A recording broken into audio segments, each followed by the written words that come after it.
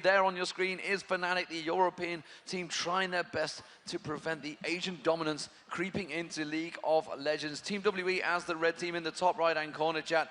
What are we expecting for level 1 fights? We've seen so much cat and mouse so far in the last 2 games. And again, right away, more cat and mouse. All 5 of FNATIC straight running into the brush that was predictably warded by Team WE. So they know that FNATIC just walked in, and there's 4 waiting up in this tri-bush. They do not have all 5, though, so if they did clash in, they might have to fall back. Warding the red buff and then seemingly just backing out of there. But with the position of their recall, there's no way that FNATIC's going to know, or the Team WE is going to know where they went back. And all of them, all 5 headed straight back there. So let's have a look here in terms of lane swaps. I mean, we've got Lulu and Ezreal in this top side. However, Olaf is also there, but I would say that Olaf with that teleport may just hang around here and then go straight into that bottom lane to set up the 2v1s. The teleport is going to be in the favor of Team WE here, because in game 1 we saw Soaz brought that teleport and he really put impact onto the bottom lane for them. So really he can go wherever he wants. You already see FNATIC setting up for that 1v2. I think you mentioned that delayed invade for the blue buff as well, and with Xin Zhao starting over at Wraiths, they might try to make something happen early. They might try and make something happening early. You can see, can they go for the blue buff? We are seeing the Wraiths going to get picked up. We are at 150. The blue buff is about to spawn. Salme thought about backing off there, Joe. He's just going to poke around a moment. Well, we've heard in the background the Chinese side screaming, so we know something is going to be coming up here very shortly. You see Salme headed up towards that red buff, already been started off here at the back, obviously by FNATIC's top lane. Reckless actually taking a little bit of damage, and here they come around the side, and Rayton having to flash over the top, but there is Lulu from the side. First one way down, and there's the exhaust as well. Dear. The second coming down for Lulu. What a start for World Elite. That was unbelievable prediction by Team WE. They knew the way they initiated that fight, that the only way out for FNATIC was to flash over the Baron Pit, and they were just waiting for it. Completely cleaned that up, and the fact that those kills went to Ezreal and Lulu is just pain for Reckless's vein in that top lane. And you can see that in the jungle, it is Cyanide sat ready and waiting, but he stood right on top of a ward, and they're just baiting it. Oh, and he comes around, and then Salme straight up the backside. Cyanide does get a lucky knock up on towards Salme, but just managed to wait this one out and does back off. But how does this equate to the advantages? First blood went to Wei Zhao. And it's a brilliant start for Team WE. One more game, and they're the champions of IPL 5. So this is again with FNATIC, their backs completely against the wall right off the bat. Really, the Ezreal Lulu lane with the poke advantage, it's going to be very hard for Reckless to farm this lane. They haven't yet shopped, though, so the advantage hasn't really ticked in yet. But as soon as they go back and buy those first items, it's going to be real trouble for FNATIC's duo lane. Yeah, and look at that 1v1 lane. The advantage that Malphite's got already. He's up to level 3 to the level 2 of Salme, because he had to cover there 15-3 in the CS. Obviously, Salme going to be catching this one up here nonetheless, but a great start for Soaz, at least, in this bottom lane. In terms of the AD carries, big business as well for Ezreal. We're really going to have to see in this bottom lane how the teleport interacts with Xiaomei's playstyle. He picked the teleport on Olaf to impact other lanes, and also because he feels confident in his ability to beat Malphite straight up in that matchup. As you said, though, he has the experience disadvantage due to the level 1 roam they created. He's going to have to play a bit of catch-up, but once he gets there, really want to see how that lane develops. Cyanide trying to make things create in the mid lane now, come around towards Rex Peke, and it's going to be Clearlove getting in there. Just manages to get the snowball on him, does manage to take him low. It should be low enough. Peke tried to charm it. One more hit on towards Clearlove wasn't enough. Cyanide still following through on this one, but he's not going to have enough to chase it down. So Clearlove's jungle Nunu really doing some work early here. They may have just confused FNATIC a bit in the picks, picking that Nunu early. Everyone assumed it was going to be a support Nunu. Really may not have been completely ready for that early counter jungling, and ganks coming out there. Again, just giving them even more early advantages. 1,800 gold this early can snowball if FNATIC doesn't play very cautiously. And I think that Soa's going to have a bit of a hard time here. Salme has done well. He's actually caught right up in the CS. He's just a little bit behind in terms of levels, but he's going to really start to hurt this Malphite. You know, once he takes down that passive shield, then it's all about hitting him with a reckless swing time and time again. That is just that matchup favoring Olaf very heavily, and FNATIC actually last picked Malphite, so they're very much looking at for their team comp dive. They really want to be able to just shut down Wei Zhao and dive all the way in. Very bold move, though, because they're really giving up almost all their lanes with the picks and more looking for team fights. Zyra Vayne isn't going to beat Ezreal Lulu in the lane. Malphite isn't going to be beating Olaf in the lane. Even Diana was beating out Ahri in the first game matchup that they played and won. So when they fell behind early with those early ganks, it really puts them in a disadvantage because they were already opting into one. It's just even greater now. So 3-0 currently. Team WE with the advantage. Clearlove doing a little drive-by in that mid lane, picking up a little bit of CS as he goes. Top lane, big advantage to Wei Xiao. Got that first blood. Has equated to a bit of a gold advantage. 600 gold already, just 6 minutes gone because of that first blood. But again, Enrated trying to capitalize. This is the first time they got Zyra. They're going to really need to make it pay. Zyra is one of the most annoying supports to play against in lane. She has the longest auto attack and honestly one of the smoothest attacks as well in top lane. So we'll see how they're able to pressure back against this. But with the disadvantage, we'll see once they shop in mid lane. Cyanide walking right into Clearlove. Yeah, Clearlove could be in trouble here. PK actually moving in around the side. Charm not quite landing. And Clearlove will be able to escape with his life from that one. In this top lane, obviously, we can see here that Wei Xiao, we already know, got that CS lead, being able to bully his Fnatic lane around somewhat. And is it all about Cyanide here getting involved in this top lane to try and get that snowball running for Vayne? It's one of the trickiest situations when you have a very important lane losing, because ganking a losing lane is one of the most dangerous things a jungler can ever do, especially because it's usually covered in wards, and if the enemy jungler's there for a counter gank, you're probably just going to screw the lane over even more. So he wants to put pressure on there, but they have to be very cautious in the way they do. Nunu is amazing at setting up counter ganks. So looking at this bottom lane at the moment, Soaz actually winning out in CS, but Salme, you can see he's got a big chunk of farm there. Mid lane still even between those two, despite the fact the kill advantage is with Messiah. Top lane as well, slight advantage to Wei Xiao. Of course, that gold as well with the kill. Just seeing whether Cyanide's going to help down bottom.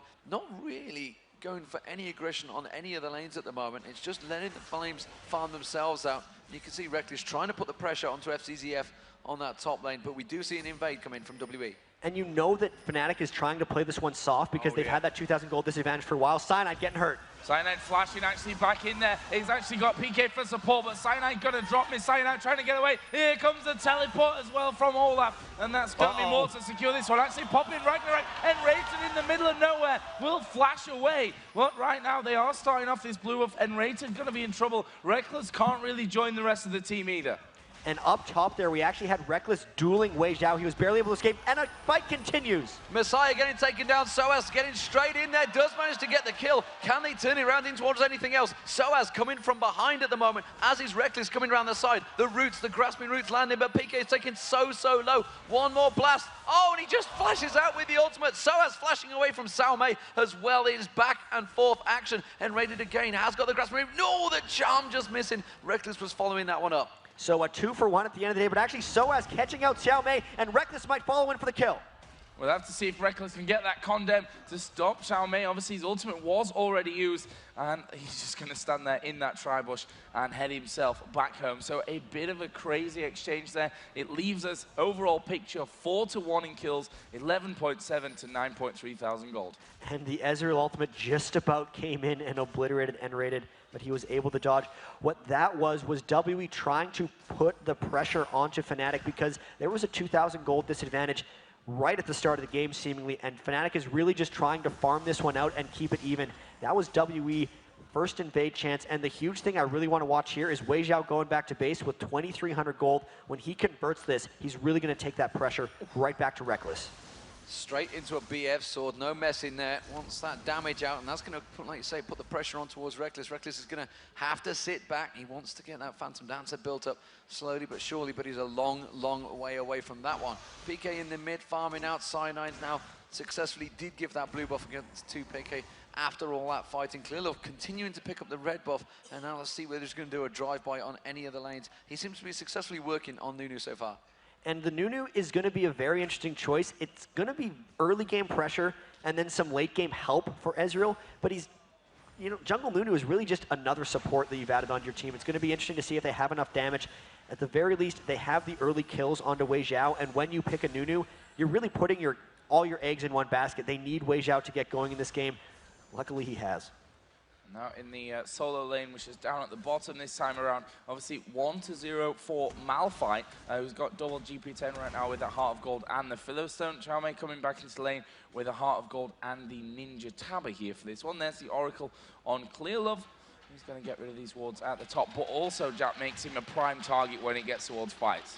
And a big thing about that Oracles, though, is he's just making it even more impossible for Cyanide to help out top lane and shut down Wei Zhao. He's not going to safely go up there and engage in a potential 3v3 against a team that's ahead of him. He's just going to put the team farther behind. He wants to run up. He's going to have to probably try to gank from the brush in that top lane. But because of the Oracle's pressure that Clear is putting on so early, it's even more difficult. So PK putting pressure on towards that mid turret. I just want to point out actually down that bottom lane, you know, the fact that Soaz did go wandering. Xiaomei caught up and passed. He was about 10 CS behind, and then he went straight to about 20 CS advantage. So Xiaomei really catching back up on Soaz, but Soaz is not so much about the farm, more about the unbreakable will and just diving in there, just completely stomping on the team if he was to catch them out. We have a 3-man stack in the top, Jack. And this is the gank that they're trying to do. Wei Zhao, 2v3 if they want to dive in on this. Messiah just taking out Wraiths. If they get some kind of pick, this is what they'll need to get themselves back in the game. This will be really tense. They've just pinged Diana's position down by those Wraiths. And they're waiting in there. And Wraiths are actually going to get hit, but currently I don't think that they've spotted Cyanide. Actually, FNATIC is going to face check this one. There come the roots. There's the ultimate as well. Neither connecting. And they will stay safe in this top lane. Cyanide going to have to back away. That was one of those moments where N-Rated thought he landed the root and he was going to try to perfectly combo it with his ultimate, so FNATIC couldn't flash away. And he needed to use both those skills right off the bat. Couldn't wait to see if it landed, otherwise it wouldn't have comboed. Just an unfortunate timing. FNATIC able to escape. Dragon attempt by Team WE. XPK just used his ultimate there in that mid lane, which means Team WE quite happily going to come down, pick up this Dragon. There's nothing that FNATIC can do about it. That's going to stretch them. And, well, the gold advantage is stretching to 4K now. Oh, Cyanide is going to walk straight into the bush there. Has to use his crescent sweep, but it's not going to be enough to turn it around. Here comes the charm. Doesn't quite get it down. And PK with the flash just has to get out of there. Doesn't have his ultimate available, but he does avoid the damage. And that could be disaster there because he had picked up the Oracle's elixir. He needed it to try to get some of that map pressure back. And he got that Oracle's before he got any gold per 10 items. He's really going to be setting himself far behind here. Devastating death for Cyanide. Yeah, but that's what we didn't really point on in the middle. We do have Malphite is actually mid lane. Yeah, Malphite coming in there onto Xiaomei. Actually, Xiaomei will be staying safe. But that was the point. Now, we talked about the Nunu picking up the Oracle early on, which is fine when they've got the advantage, because then it forces Cyanide to have it. They've just taken him down after he face checks a bush. Like, very, very bad position for FNATIC to be in, as the charm is going to land on Xiaomei. Ragnarok pop by Xiaomei there in that mid lane. They're diving on. We're back up to the top, but it's the mid lane where the action's happening. His PK has to use his ultimate to get away from the damage there. Back and forth action currently, keeping the cameraman on his toes. And Xiaomei really just ulting immediately. The Blood Boil came in, forcing XPK to just get away. And again, the Oracle Elixir from Clear Love roaming up through the top. They ping him down. A dying ward actually saw him as he ran by. And really, that top lane is still getting a little bit iffy. That's 40 minion kills now that Wei Zhao is ahead of Reckless. And Diana might be sneaking around the back. They know the support is gone. This could be a deadly 4-man dive onto Reckless. Oh, minion wave coming in. Reckless going to get snowballed up here. Is after going to use his ulti, but you're not surviving that one. Easy kill coming out for World Elite. Not really losing much health to the tower, and that tower is going down as well. And they actually teleported in as well to get 5 members up top. This is just free reign for FNATIC to try to push side turrets. I don't know how they're going to deal with this, because when you send 5 up there, you're really going to want to push for multiple turrets. Can FNATIC hold this off, or are they just content trying to trade mid and bot? Well, you can see the mid lane has gone down already. Soaz is going to get that top lane down and the bottom lane down as well. They are going to react to this one, but I think they've kept them at bay. So that's not really a great trade for Team WE there. They are going to pick up the blue buff as an advantage to walk away from this one, but they've just lost 2 towers for that one push. It's a good tactical trade there by FNATIC. The teleport did not need to be used, and it actually gave Soaz a good amount of breathing room. So a lane that Xiaomei over in bottom should be winning against Malphite, because he's burned those 2 teleports to try to make action happen near the blue buff. It's making Soaz more potent on Malphite. They're stretching this one out okay. It's 21.6k to 17.6k. With that first blood double kill, it's very difficult to come back from. They're still really backs against the wall, but they're not out of it yet. World Elite just finishing that Infinity Edge there on Ezreal. So that's a bit of a power spike, along with the Abyssal Scepter now complete on Diana. So that's 2 big items coming into the fray. They've got that Shirelia's finish on Olaf, so they can get into or out of these fights as quickly as they wish. Weizhou actually has a double buff on us now, and as I said, with that Infinity Edge, this could be dangerous times for Fnatic. And it's actually really funny because as we see a push up mid lane, Weizhou always went Trinity Force on his AD carries, but Reckless went the Infinity Edge against Team WE when Reckless was playing Ezreal, and now it's just been copied straight away by Weizhou. He's coming up top for Reckless. If Reckless gets caught out here, he's going to be dead. Well, he runs his there, he clears out the wave, so he doesn't have any problems about fighting a large group of minions, but doesn't want to fight Vayne in that bush. Now Soaz is going to come around the side, but he backs through the tri-bush and away from the danger. So really, Soaz kind of saving his bacon there, but that was a very good play by Reckless, just not engaging Weizhou, giving his team as much time as possible to help him. But he's staying up there. If he shows himself, Clearlove might be coming in behind Soaz for gank. Yep, and a quick question, Jack, before we maybe get into this one. Is that the synergy with Nunu the reason why he's gone in for that Infinity Edge, for the auto-attack extra damage? It very well could be. The multiplication will be very well. Soaz going to have to be burning some form of flash or ultimate to get out of this one. Or, never mind, I'm wrong, he's going to walk away. Whoops.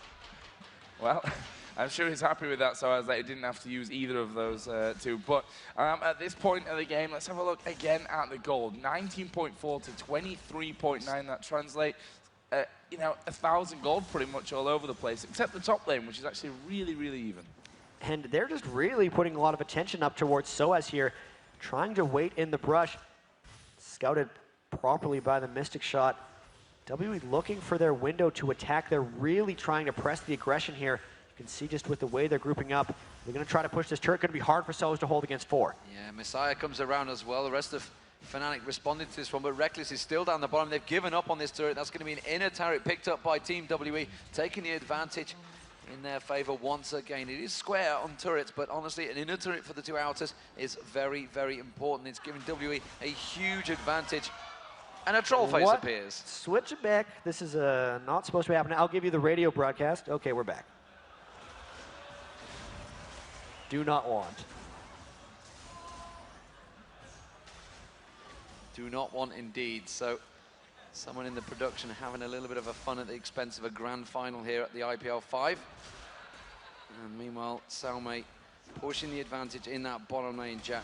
Looking across the board at these items, so as he's trying to sniff out, trying to pick up any advantage he can, but are Fnatic really going to be looking for the fight yet? Surely they want to just continue on their merry farming way. Fnatic's going to have to continue playing scared, and it's so against their style that it's very, very difficult for this to happen.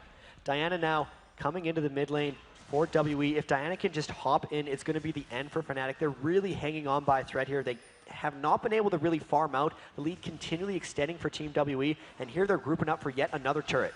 Yeah, again, going for those objectives straight in towards the turret. They may, however, get caught if they're not careful with this one. We can see that World Elite backing away and Rated coming around. You've got Soaz off to the side, and World Elite with that ward placement, sniffing it out early enough so that they could back away. And actually, Diana's there as well.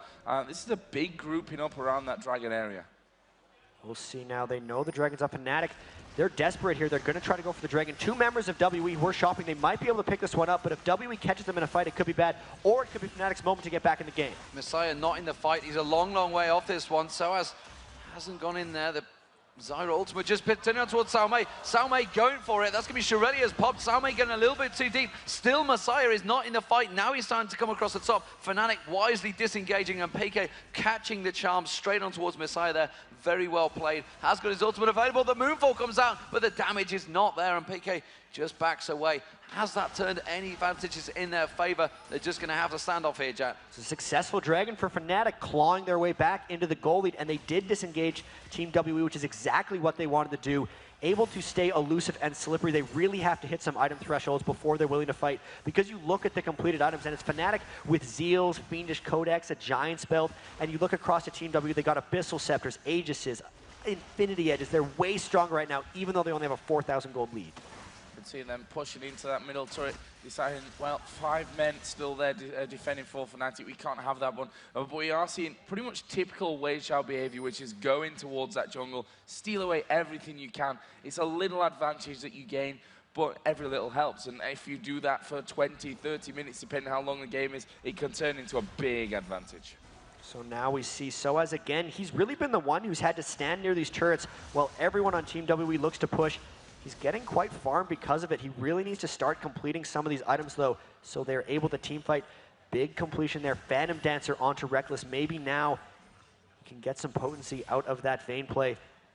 But that bottom turret actually looking in trouble. WE finishing it off. WE and his Messiah getting down there, so that gives the advantage in turrets to Team WE. 3-2, 6-1 in kills still. And that 5k gold advantage. It's a pretty big gold advantage when you're only talking 30k between the teams. And it's just that percentage gold lead has almost stayed standard the whole time. At one point it was 7,000 to 5,000, and they've just continually increased it. Still, so much pressure has been applied by Team WE this whole time. A lot of it really just off the back of that early game double kill. It's almost like ever since that second game where they caught Soaz out, FNATIC hasn't been able to teamfight because WE made some kind of brilliant tactical play that just allowed them to get the upper hand and hold it. They're playing so well as a team right now. This is really such an impressive weekend showing for them this entire time through. They've almost looked unbeatable. FNATIC, the only team to even scratch the surface what WE is capable of. They're looking like they're in a powerful position here. Yep, and they're holding firm as well. They want to seal the deal with this one. You don't want to be taking it right down to that final game at a 2-2 scoreline with everything on the line.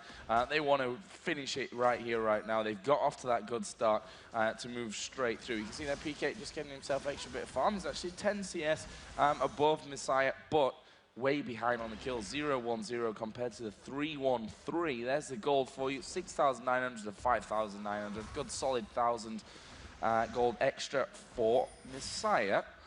And they're still hanging around this middle lane. They want to take this outer turret in the middle lane because, Jack, it offers you so much vision, that middle tower. And they already have 2 turrets. They already have 3 turrets down, but not that big, crucial turret. Once they get this, the Oracle's Elixir from Clearlove's really going to be even more important. But FNATIC has done such an impeccable job holding that turret up. It's barely been touched. It's really what's keeping them stalling in this match. And you can tell WE is really taking their time here. The big thing in these team fights is going to be Wei Xiao. Because of that new Blood Boil and because of that Lulu's support, he's going to be such almost a raid boss trying to take him down, going to be killing everything. Moving on to another bottom turret. FNATIC really just trying to match where WE's going, but as they do that, WE's getting more jungle and slowly creeping up that lead. And slowly but surely, Soaz being kept away. Oh, spots the ward in that bush. Cyanide with the Oracle now. Can they try and close on towards Sao Mei? It's an advantage they could get. They do manage to get the shard on him. They're going to continue chasing him. He can just pop his Ragnarok if he were to require, but instead they are going to give up the middle turret. They've left the mid turret undefended. Just a brief lapse trying to get some damage on it, Sao Mei, and that crucial middle turret is now down for Team WE. And that's one thing that Sao Mei throughout the tournament, we saw it earlier on as Rengar. He's a very distracting figure. He's pulled countless amount of teams to other lanes while the rest of his team have just pushed somewhere else. And that's something that's really, really going well for World Elite. And again, they are now back down towards this bottom. And you can see that FNATIC aren't quite ready for that one. It's the masters of split push, it almost seems. They've really started to perfect this strategy. Sao Mei and the entire team coordinating just tower pushes without even trying to fight. They're winning these games without actually trying to fight. It's all positional. Oh, Sao Mei, though, face checking again. It's got to be a bait. It's massive bait. They're all sat in the bush just waiting for it, and then they realized it. They sensed it quickly, and they back away very wisely. So they're trying to pull out some of the ultis. Well, Team WE trying to be very sneaky. And cautious, more so than anything. They're really trying to bait FNATIC into diving into them because they are actually still very afraid of diving onto a Zyra. They know the potency and the ability for Zyra to turn those team fights around with that giant area knockup, really waiting until they can either instantly give someone or get a pick. And why not? Because this entire game, these last 2 matches, the 5 matches they've actually won against FNATIC this entire tournament, that's how they've executed. And FNATIC just trying to farm up as much as they possibly can. I mean, you look at the difference there between the 2 AD carries. Yes, Vayne is going to get stronger and stronger, but to be honest, the way that Wei Xiao is building here, he's just going to have, quite frankly, more power until we see the next big item, that Infinity Edge or Bloodthirster coming out of Vayne. And in all honesty, I don't know if Reckless is ever going to get more powerful than Wei Xiao in this game. Yeah. Mainly because of Nunu, you know. Ezreal will slightly outrange, and here comes Reckless getting crushed off. Absolutely caught out there, condemned away, but he's not going to be enough. Uses his ultimate. Oh, and he flashes away. Oh, the last minion hit's coming in. Oh, it's not quite enough. And Cyanide Crescent sweeps Messiah away, and Reckless avoids damage with a just slither of health. That was really clever escape there by Reckless. I thought for sure Messiah had finished him off there, really cleansing out the last second of the Ignite damage. But again, because they've taken them out of the fight, because they burned the Xin Zhao ultimate, they were thinking about the Baron buff. FNATIC, though, warding out, giving themselves vision. And again, Malphite is not there. And the difference between those two is, you know, Xiaomei can stay bottom here, keep Malphite away from the rest of his team, and if they do go to Baron, he can pop that teleport and get straight in with them. This is actually brilliant because normally Malphite would be able to stop a teleport with his unstoppable force, but if Xiaomei popped his Ragnarok and then teleported, there's no way Solas could interrupt it, so he can always make it up to that Baron buff if they decide to force a 5v4. So Reckless going back towards that top lane, trying to farm it out, trying to catch any advantage, but Dragon being picked up, Wei Zhao farming that one out quite happily. Slowly, they might catch someone in the jungle here. There's a whole plethora of them moving through. The wards are there, and N-rated very cautiously makes his approach, but another advantage gain. Tower down, 5-2 in turrets now, and the gold lead continues to stretch in Team WE's favor. And this is a methodical execution of killing towers. That's now 5 turrets down, and they've never had to fight for one, really. Like, they haven't gotten a kill in quite some time, but their advantage continues to grow. And Wei Zhao, with the Infinity Edge, Phantom Dancer, and a Negatron Cloak, he's 50 minion kills ahead of Reckless. He's a kill ahead as well, and the new Blood Boil from Clearlove, which is at 3 points, giving him an extra 45% attack speed, is just going to be brutal if FNATIC ends up trying to force a fight. And it almost feels like the Moscow 5 Azubu Blaze game 2, which was the one that ended 12-0. They took literally everything on the map, and they just couldn't fight or didn't want to fight. Just methodical play here from World Elite, going tower to tower. That split pushing working brilliantly, as you said. Xiaomei, once he's got Ragnarok on, you can't stop him teleporting with that unstoppable force anyway. So what does Malphite do? He can't leave because he's going to lose towers, but he can't really stay either, as we are going to see Soaz coming in there. Flash and ultimate burn there for nothing. He just couldn't quite get him. I think FZZF flashed the unstoppable force from Soaz. Yeah. That's really going to hurt Soaz's team fighting ability. And like you said, Joe, it's just they got the early edge, and they've been so flawless in their execution of this strategy that they're kind of just winning. FNATIC can try to stop things, but the windows of opportunity just aren't being presented by Team WE. They're playing so cautious and so well.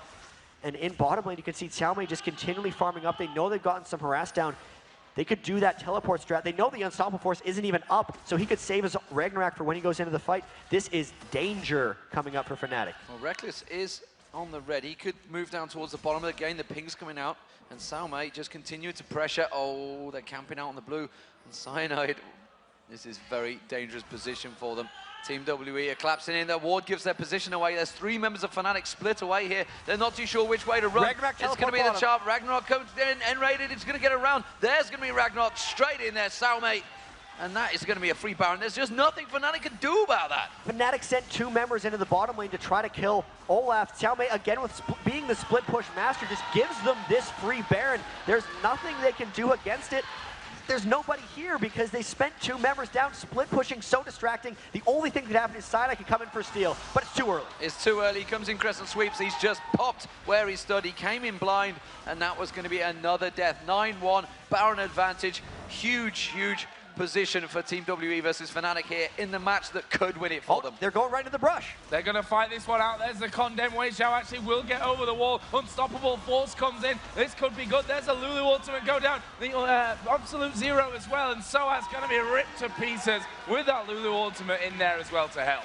That was almost an absolute desperation play by FNATIC. They were so tired of not fighting, but really they were committing themselves to a 5v3 against a Baron team. Sure, they were low, but that's just not something that's really going to work for them. Snowballing this advantage even more for Team WE, and now that there's 2 members down, yet again, they're probably going to take an inhibitor off this one. They're pushing the base hard. They're going in. Messiah diving straight on towards N-rated, and he's just going to get caught out where he stands. XPK coming around. He does manage to get the jump. No, misses the glitter ball. The charm fires past as well, and Messiah baits it away. While this is all happening, the inhibitors going down as well. PK does pick up the kill, so that is the AP carry down, but well, Team WE hit and run. Inhibitor down. It's another one of these plays. These guys are so good at communicating. They're creating distractions for FNATIC, which is allowing them to take huge objectives. We saw it with the Baron, Xiaomei taking up Vayne and Soaz's time. then just getting the hell out of there with his teleport. And even with the inhibitor, Messiah just decided to suicide in, and they got the free inhib completely uncontested. That could have been a lot more difficult if there had actually been a fight to stop it. They have the Baron buff. That 20-second death timer doesn't really matter for them, and this lead has ballooned. And one thing that they did that we didn't point out with that Baron is Olaf went up and put 2 wards inside of the jungle to wait for anyone to come down. As soon as they spotted Vayne, that's an easy call for that one. And we see there again, Thornmail just actually being finished up, and that's going to really stop this Vayne. I think we saw in CLG versus World Elite that massive, crazy 70-minute game that at the end, Rengar had a Thornmail, and Kog'Maw 1v1 him actually was killing himself more than anything. I think it was more of a 1v4 at the end of that game with Kog'Maw killing himself. Xiaomei just is a monster right now. For a team fight to happen, XPK and Soaz are going to be diving all the way in, so even though they have a fair bit of magic damage on FNATIC, Xiaomei's just stacking up 299 armor because the only thing he's worried about is Reckless. They're going to be going in for more inhibs here. That's got to happen. Well, they just caught out in the blue buff, obviously, there. True Shot Barrage from Cameron Cross didn't quite get it, but it does also give them vision and realize that they are only 4-man on this bottom turret. They're not going to push it, though. They're not going to dive. They do have the Baron, but this, as you mentioned, methodical play from Team WE here, just slowly but surely pushing every advantage. And oh my god, look at Wei Zhao's items. Infinity Edge, Phantom Dancer, Last Whisper, and an Executioner's Calling. That's a build cap right now. It multiplies so well with what he's doing with Nunu right now. This dive is, if they fight here, even if they tank the turret, it's going to be so hard for FNATIC to stay in it. Could this be it for World Elite? Cyanide taking a bit of chip there. The Axe's coming in as well. So as obviously the one that has to really control this fight with that unstoppable force to give Zyra the ultimate positioning as well.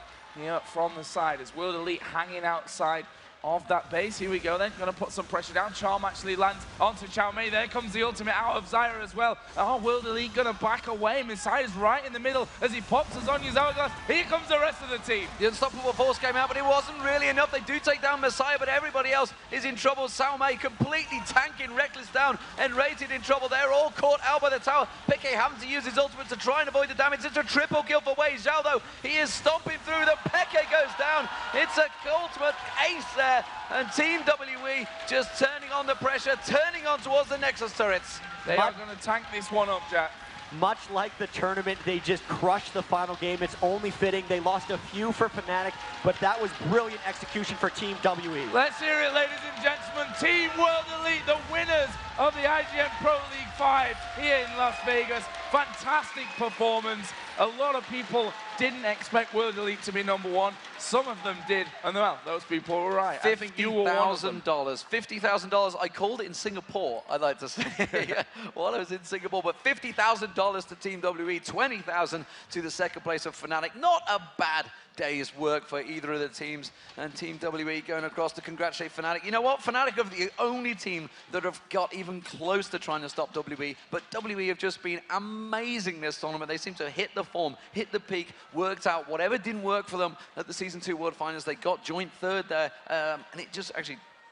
No, they lost in their 5th to 8th in the World Finals, and it's just an amazing experience for competitive League of Legends here because Taipei Assassins and Moscow 5 were the powerhouses coming into this tournament, and FNATIC beat up on both them, and then World Elite beat them as well, so it's just even more teams, even more strength coming in here. Really impressive play. And let's tell you what, FNATIC, they're not going to be happy with the fact that they've lost this one. No team ever is when you finish second in a tournament. But they've just won DreamHack. They've come here and they've played absolutely brilliantly. Like you said, they're the only team that have really got near World Elite throughout this entire tournament. They've taken a good prize home. They're taking a lot of experience home with them. And again, it just shows that FNATIC are once again a name to really be contested with.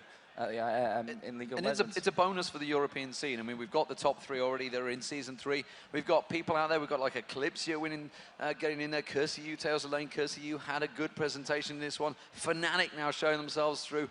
Moscow 5, of course. The European scene is so strong, but they still can't stop the Asian scene. The Chinese team, Team WE, so strong.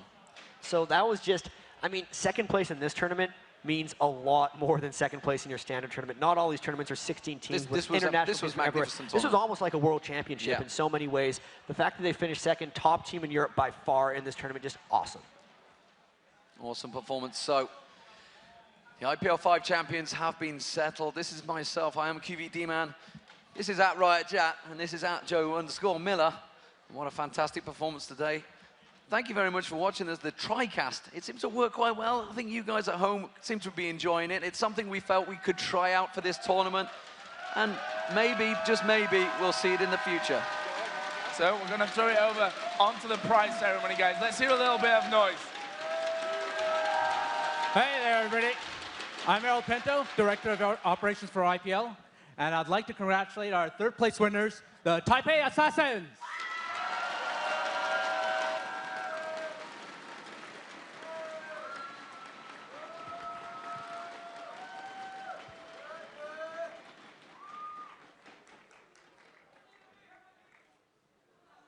Congratulations. Congratulations. Great job, guys. Congratulations. Thank you very much.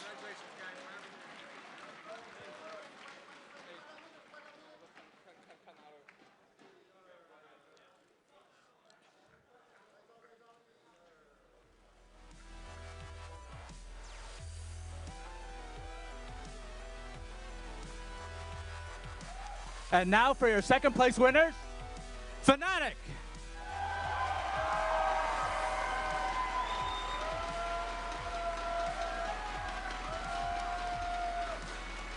Congratulations. Great, congratulations. Great.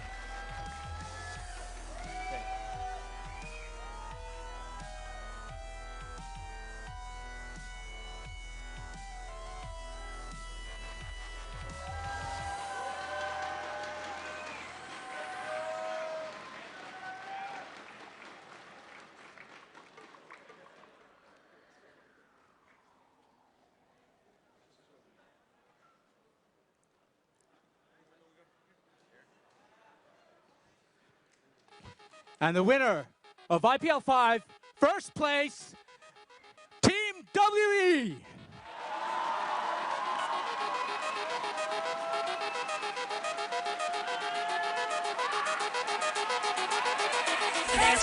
Yeah!